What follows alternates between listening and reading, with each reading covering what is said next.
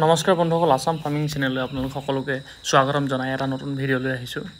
বন্ধুসকল, আজি মোৰ এই পোৱালিখিনিৰ 5 নম্বৰ দিন, যিহেতু 4 দিন কমপ্লিট হৈ গ'ল আৰু কমপ্লিট হোৱাৰ পিছত যিহেতু এই দিনকেইটা অলপমান গৰম পৰিছে, আজিৰ পৰা ৰ'দ দিছে আৰু ইহঁতক যিহেতু অলপ স্পেচৰ দৰকাৰ হৈছে আৰু স্পেচৰ দৰকাৰ হোৱাৰ কাৰণে অলপমান ঠাই বহল কৰি দিয়া হৈছে। আজি বহল কৰিবৰ কাৰণে মই প্ৰথমতে ভুচিখিনি মানে যিখিনি ধানৰ ফলীয়া হয় সেই ফলীয়াখিনি মই গোটেই ছাইডটোত ছটিয়াই ল'লোঁ আৰু ধুনীয়াকৈ ভৰিৰে মিলাই ল'লোঁ, মানে গোটেই অল ছাইডত মিলাই ল'লোঁ। তাৰপিছতে আপোনাৰ যেতিয়াই আমি ভুচি মানে চেঞ্জ কৰোঁ বা ভুচি ইয়াত দিওঁ, তেতিয়া লগালগ আমি প্ৰিচাইড বা যিকোনো বীজাণুনাশক স্প্ৰে কৰিব লাগে।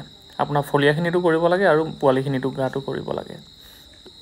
আৰু যিহেতু ৰ'দ দিছে আজি, ইমান অসুবিধা নাই, মই সেইকাৰণে পোৱালি গাটো কৰি দিলোঁ। আৰু কৰাৰ পিছতে গোটেই ঘৰটোত চাৰিওকাষে স্প্ৰে কৰিলোঁ প্ৰিচাইড দি।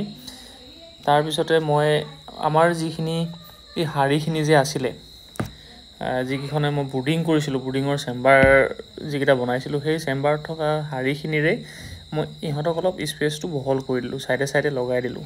চাওক এনেকৈ শাৰীখন টানি টানি খুটি ইয়াত বাঁহৰ খুঁটি খুব প্ৰয়োজন আছে, বাঁহৰ খুঁটি অলপ বেছিকৈ দৰকাৰ হয়। অলপ টান কৰি কিনি অলপ টানি মানে আপোনাৰ শাৰীখন দি দিয়া যায়, যাতে তলৰ ফালে ওলাই যাব নোৱাৰে। তাৰপিছতে এনেকৈ বহল কৰি দিওঁ, ধুনীয়াকৈ বহল কৰি দিলে যিহেতু 5 নম্বৰ দিন এনেই মই 6 নম্বৰ দিনা কৰিছিলোঁ, কিন্তু এবাৰ দেখিছোঁ অলপ এইকেইদিন কণ্টিনিউ বৰষুণ দি থকাৰ কাৰণে য'ত মই ব্ৰুডিং কৰিছিলোঁ তাত অলপমান এটা গেছ নিচিনা হৈ গৈছে। যিহেতু অলপ বৰষুণ দি থকাৰ কাৰণে এতিয়া আজিৰ পৰা যিহেতু ৰ'দ দিছে, যদিও একো অসুবিধা নাই। আৰু যিমানেই ইহঁতি খোলাকৈ নতুন ভুচি পায় বা স্পেচ পায়, তেতিয়াহ'লে সিমানেই ফূৰ্তি হৈ যায় ইহঁতৰ, আৰু খোৱা বোৱা ইহঁতি থকা আৰু অলপ ৰেষ্ট পায়, মানে ষ্ট্ৰেছ হৈ নাথাকে। আৰু সেইকাৰণে পোৱালিবিলাকৰ গ্ৰোথত মানে সহায় হয়। যেতিয়াই আমি নতুন ভুচি পাৰি দিম, আপুনি চাব পোৱালিখিনি আহি কিনি আপোনাৰ সেই নতুন ভুচি জেগাডোখৰত খুব ঘূলি মাৰিব, নহ'লে তাত থাকিব, তাতে শুই থাকিব আৰু মানে ইহঁতি ফূৰ্তি কৰি থাকিব, উৰিব, জঁপিয়াব, তেনেকৈ দেখিছেনে? তো সেইকাৰণে আমি কি হয়, ইহঁতক অলপ স্পেচ দিব লাগে, মানে যিমান পাৰি সোনকালে স্পেচটো দি দিব লাগে। আৰু এইটো নহয় যে আপুনি গোটেই ঘৰটোতে দি দিলে, সেইটোও নহয়, কিন্তু সিমানটো দি দিলেও ইহঁতৰ গ্ৰোথত হেম্পাৰহে কৰিব।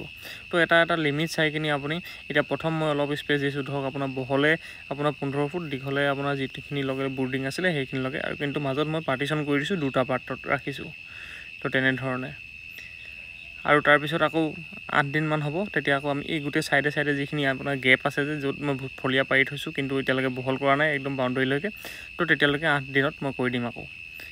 তাৰপিছত 9 দিনত যিটো ভেকচিন আছে, সেই ভেকচিনটো হোৱাৰ পিছত মই নিশ্চয় ইহঁতক অট'নিকাত লগাই দিব পাৰিম 9 বা 10 দিনত, নহ'লে 11 দিনত।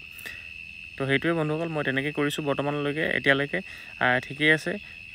আৰু ভিডিঅ'টো ইমানতে শেষ কৰিছোঁ বন্ধুসকল।